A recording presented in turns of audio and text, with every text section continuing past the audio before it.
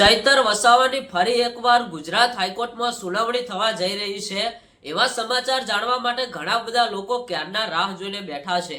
તો હવે ચૈતર વસાવાની ગુજરાત હાઈકોર્ટની અંદર સુનાવણી ક્યારે થશે આ તારીખની રાહ જોઈ ઘણા બધા લોકો બેઠા છે।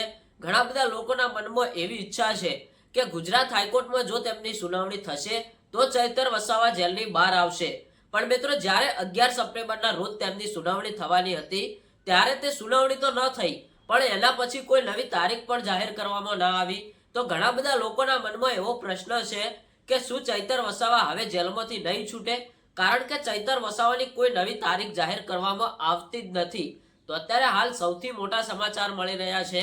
શું મોટા સમાચાર મળી રહ્યા છે જાણવા માટે આ વિડીયોમાં એન્ડ સુધી બનાવી રહેજો। અને જો આપણી આ YouTube ચેનલ ઉપર નવા આવ્યા હોય તો ચેનલને એક લાઈક, શેર અને સબસ્ક્રાઇબર કરી દેજો। મિત્રો, ચૈતર વસાવાને જેલમાંથી છોડાવવા માટે ઘણા બધા લોકોએ ઘણો બધો પ્રયાસ કર્યો છે પણ મિત્રો કોઈનું કંઈ કામ આવ્યું નથી। એટલે કે ચૈતર વસાવાને ગુજરાત હાઈકોર્ટમાંથી ન્યાય મળતો નથી। વારંવાર તેમની જામીન અરજીને લઈને કોઈને કોઈ કારણોસર રદ થતી હોય છે તો કોઈને કોઈ કારણોસર જેલવાસ લંબાવવામાં આવતો હોય છે। તો અત્યારે હાલ શું સૌથી મોટા સમાચાર મળી રહ્યા છે કે ચૈતર વસાવાની હવે ગુજરાત હાઈકોર્ટમાં સુનાવણી ક્યારે થશે।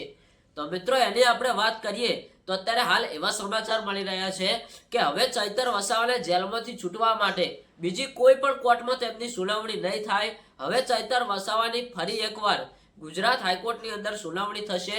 અત્યારે હાલ મળતી માહિતી મુજબ એ સમાચાર મળી રહ્યા છે કે હવે થોડાક જ દિવસોમાં ચૈતર વસાવાની ગુજરાત હાઈકોર્ટની અંદર સુનાવણી થવા જઈ રહી છે।